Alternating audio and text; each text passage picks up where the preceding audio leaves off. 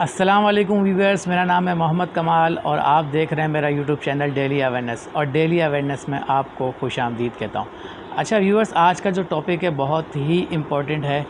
और आज का जो टॉपिक है वो नमाज़ के हवाले से, और इसके अंदर मैं आज आपसे ये डिस्कस इसलिए कर रहा हूँ कि इसके अंदर बहुत सारी आसानियाँ थी जो हमें मालूम ही नहीं थी, और जो आज आपसे मैं शेयर करूँगा कि नमाज़ के अंदर क्या क्या आसानियाँ थी जो हमसे छुपाई गई, जो हमें बताई नहीं गई। और मैं आज आपको रेफ़रेंस के साथ बताऊंगा कि इसके अंदर जो है क्या क्या आसानियां हैं। सबसे पहले मैं कुरान से बताऊंगा, फिर आपको सही मुस्लिम, सही बुखारी से आपको बताऊंगा, और हदीस नंबर भी आपसे शेयर करूंगा। और उम्मीद करता हूँ, नियत भी ये करता हूँ, जैसे व्यूअर्स अल्हम्दुलिल्लाह मेरी भी कोई नमाज़ अब नहीं रहती, ना छूटती है, तो मैं चाहूँगा कि ये बताने का मकसद आपको सिर्फ़ और सिर्फ ये है कि आपकी भी कोई नमाज़ ना छूटे। इस्लाम के अंदर जो सबसे इम्पोर्टेंट चीज़ है वो नमाज़ है। और मैं आज इसी हवाले से बात करना चाहूँगा कि इस्लाम के अंदर जो हमारी बाकी सुन्नतें चीज़ें, बाकी सी चीज़ें जो हैं अपनी जगह पर हैं, लेकिन इसके अंदर जो सबसे इम्पोर्टेंट चीज़ है वो नमाज है।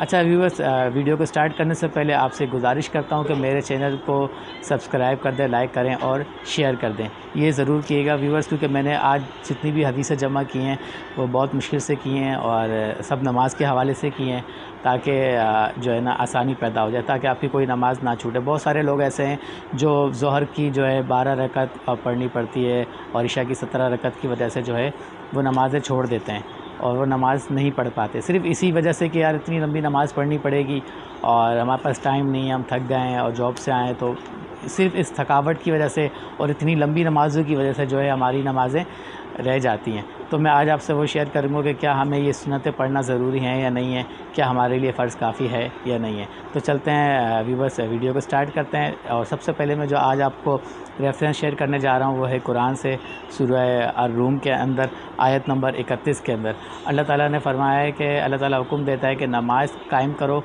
और मुशरिकों में से ना हो जाओ।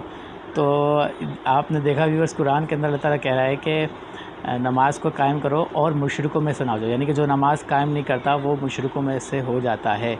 अच्छा, मैं इसी हवाले से अब मैं आपको सही मुस्लिम से बताऊंगा।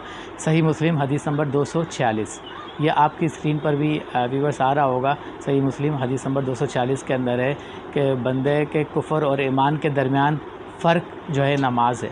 अब ये देखें कितनी बड़ी बात है कि वैसे तो हम शनाख्ती कार्ड वाले मुसलमान हैं, हमारे शनाख्ती कार्ड पर लिखा हुआ है मोहम्मद, लेकिन इसके अलावा इस्लाम के नज़दीक अगर हम इस्लाम से देखें, इस्लाम के नज़दीक तो इस्लाम कहता है कि मुसलमान वो है जो नमाज़ कायम करता है, यानी कि बंदे के कुफ़र और ईमान के दरमियान जो फ़र्क है वो नमाज है।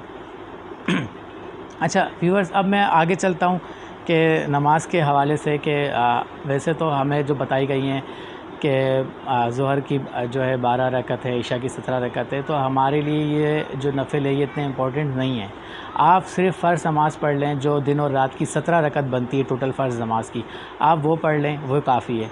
फ़जर के जैसे 2 फ़र्ज़ हैं, ज़ोहर के 4 फ़र्ज़ हैं, असर के भी 4 फ़र्ज़, और मग़रिब के जो है 3 और इशा के 4, टोटल आपके दिन और रात के 17 रकत फ़र्ज़ है, वो आप पढ़ लें, ये आपके लिए काफ़ी है।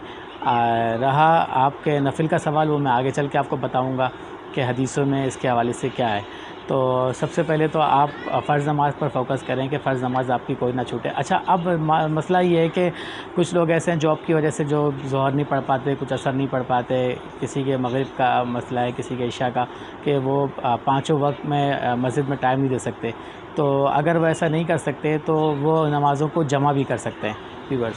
और इसके हवाले से मैं आपको कुछ हदीसें शेयर करना चाहूँगा कि नमाज़ें जमा करने के हवाले से मेरे पास बहुत सारी दर्जनों हदीस हैं जो आज आपसे मैं शेयर करने जाऊँगा कि जो लोग फ़र्ज़ नमाज़ वक्त पर नहीं पढ़ सकते, वैसे तो मैं ये कहूँगा कि आप जो है फ़र्ज़ नमाज़ मस्जिद में अदा करें और वक्त पर अदा करें, लेकिन अगर किसी मजबूरी के तहत आप नहीं पढ़ पाते तो उनके लिए आसानी क्या है, ये हम हदीसों से जानेंगे कि फ़र्ज़ नमाज़ अगर हमारी रह जाती है तो हम क्या करें। हम नमाज़ों को जमा भी कर सकते हैं, ज़ोहर और असर को जमा कर सकते हैं, और मग़रिब और इशा को जमा कर सकते हैं। इसके हवाले से मैं आज आपको एक रेफ़रेंस दूँगा नमाज़ें जमा करने के हवाले से। सही मुस्लिम 1633 हदीस नंबर है, जो आपकी स्क्रीन पर भी आ रहा होगा। इब्न अब्बास से रिवायत है कि आप रज़ी अल्लाह फरमाते हैं कि हम रसूलुल्लाह सल्लल्लाहु अलैहि वसल्लम के दौर में नमाज़ें जमा किया करते, और रसूल सल्लल्लाहु अलैहि वसल्लम बिना खौफ, बिना बारिश और बिना सफ़र के नमाज़ें जमा किया करते। तो एक ताबई ने पूछा कि आप ऐसा क्यों करते थे? तो हज़रत इब्न अब्बास से रिवायत है कि उन्होंने फ़रमाया कि वो इसलिए जमा करते थे कि ताकि उम्मत में आसानी पैदा हो जाए। अच्छा, आप मैं चाहूँगा कि आप इन हदीसों को ज़रूर गूगल में भी जाके इस्लाम 360 के अंदर ज़रूर सर्च करें, आप देखें, उर्दू में पढ़ें, इसके अंदर बहुत सारी बातें लिखी हुई हैं। अब मैं एक और हदीस शेयर करना चाहूँगा जो सही बुखारी के अंदर 1397, सही मुस्लिम के अंदर 107। नमाज़ों के हवाले से ये हदीस है। एक देहाती आप सल्लल्लाहु अलैहि वसल्लम के पास आया और कहता है कि क्या रिक्वायरमेंट है जन्नत की? तो आप सल्लल्लाहु अलैहि वसल्लम ने फ़रमाया कि फ़र्ज़ नमाज कायम करो और फ़र्ज़ ज़कात दो और जो है फ़र्ज़ रोज़े रखो। उस टाइम हज फ़र्ज़ नहीं था तो इसलिए हज का नहीं कहा। तो वो देहाती कहता है कि या रसूलल्लाह सल्लल्लाहु तआला अलैहि वसल्लम, मैं ना इसमें इजाफ़ा करूँगा ना इसमें कोई कमी करूँगा। तो जब वो देहाती लौट गया, जा रहा था, तो आप सल्लल्लाहु अलैहि वसल्लम जो आस-पास जो सहाबी बैठे हुए थे उन्हें बताया कि देखो, अगर किसी जन्नती को देखना है तो वो देखो, वो जा रहा है। तो इससे पता चलता है कि अगर हम सिर्फ़ फ़र्ज़ नमाज भी पढ़ लें, क्योंकि हमसे जो अल्लाह ताला पूछेगा वो फ़र्ज़ नमाज़ों के बारे में पूछेगा। ये नफ़िल हमारी वो नमाज़ें हैं, जब हमारी फ़र्ज़ में कोई कमी रह जाएगी तो अल्लाह ताला क्या करेगा, उस हमारे नवाफ़िल में से उस फ़र्ज़ को पूरा कर देगा। अच्छा, नमाज़ें जमा करने के हवाले से व्यूवर्स एक और रेफ़रेंस मैं आपसे शेयर कर दूँ। सही मुस्लिम 1628 के अंदर है। इब्न अब्बास से रिवायत है कि आप जो है नमाज़ें जमा किया करते थे हुज़ूर सल्लल्लाहु अलैहि वसल्लम के दौर में, और जो है बिना खौफ, बिना सफ़र और बिना बारिश के। इसमें कुछ लोग कहते हैं कि नहीं, ये मजबूरी की हालत में हम जो है नमाज़ें जमा कर सकते हैं। कि व्यूवर्स, ऐसा नहीं है कि हम मजबूरी की हालत में जमा करें। ये आप सल्लल्लाहु ताला अलैहि वसल्लम ने हमारे लिए आसानी फ़रमाई है, अगर मजबूरी ना भी हो, क्योंकि इस हदीस के अंदर लिखा हुआ है कि बिना खौफ, जब कोई खौफ भी नहीं था, जब कोई बारिश भी नहीं थी, जब वो सफ़र पे भी नहीं थे, जब भी आप सल्लल्लाहु ताला अलैहि वसल्लम ने नमाज़ें जमा की हैं। इस हदीस के अंदर आप ज़रूर जाके इसको सर्च करिएगा। तो एक और मैं हदीस शेयर कर दूँ, एक ताबई के हवाले से भी है। सही मुस्लिम 1637 हदीस नंबर है। इसके अंदर इब्न अब्बास से रिवायत है कि आप मस्जिद के अंदर एक बयान दे रहे थे, एक बयान चल रहा था और एक ताबी खड़ा होता है और बार बार कहता है कि हुज़ूर नमाज का वक्त हो गया है। तो आप खामोशी इख्तियार करते हैं और उससे कहते हैं बैठ जाओ। फिर आप बयान जारी रखते हैं और फिर थोड़ी देर बाद वो शख्स खड़ा हो जाता है और फिर कहता है कि हुज़ूर नमाज का वक्त हो गया है। फिर आपने इशारा किया कि बैठ जाओ, आपने खामोशी इख्तियार की। जब वो तीसरी बार खड़ा हुआ तो इस हदीस के अंदर एक मुहावरा है कि तेरी माँ तुझे रोए। हज़रत इब्न अब्बास से रिवायत है कि उन्होंने कहा कि तेरी माँ तुझे रोए। ये एक मुहावरतन अरब का एक मुहावरा है। तो उन्होंने कहा कि तू हमें नमाज का हुक्म देता है, हमें सिखाता है नमाज। हम रसूलुल्लाह सल्लल्लाहु ताला अलैहि वसल्लम के दौर में जो है नमाज़ें जमा किया करते थे। तो इससे भी ये ज़ाहिर हो, इससे भी पता चलता है कि इस हदीस के अंदर कि आप सल्लल्लाहु अलैहि वसल्लम नमाज़ें जमा किया करते थे। अच्छा, मैं आपको सुन्नतों के हवाले से बताऊं कि जो लोग परेशान होते हैं कि हमें जो बताई गई हैं कि ज़ोहर की जो है 12 रकअत है और इशा की 17 रकअत है। सुन्नतों के हवाले से जो वैसे तो सुन्नतें हैं तो फुक़हा की रिवाइज़ का बात है। वैसे तो हदीसों के अंदर दो चीज़ें आई हुई हैं और वो हैं कि फ़र्ज़ नमाज और नफिल नमाज। फ़र्ज़ नमाज और नफिल नमाज। तो हम नफिल के ऊपर बात करते हैं कि नवाफिल जो हैं कुल टोटल 12 हैं। जो उसमें मैं आपको आगे भी चल के बताऊँगा। पहले मैं नवाफिल के हवाले से बता दूँ कि नवाफिल कितनी हैं। 12 हैं टोटल। 12 नवाफिल हैं। जो फ़जर की 2 सुन्नत है जो आपने पढ़नी है। इसके अलावा ज़ोहर की 4 हैं और ज़ोहर की 4 जो फ़र्ज़ नमाज से पहले और फ़र्ज़ नमाज के बाद जो है वो 2 है। इसी तरह मगरिब की 2 है और इशा की 2 है। तो ये टोटल जो है 12 रकअत आपकी नवाफिल बनते हैं आपके।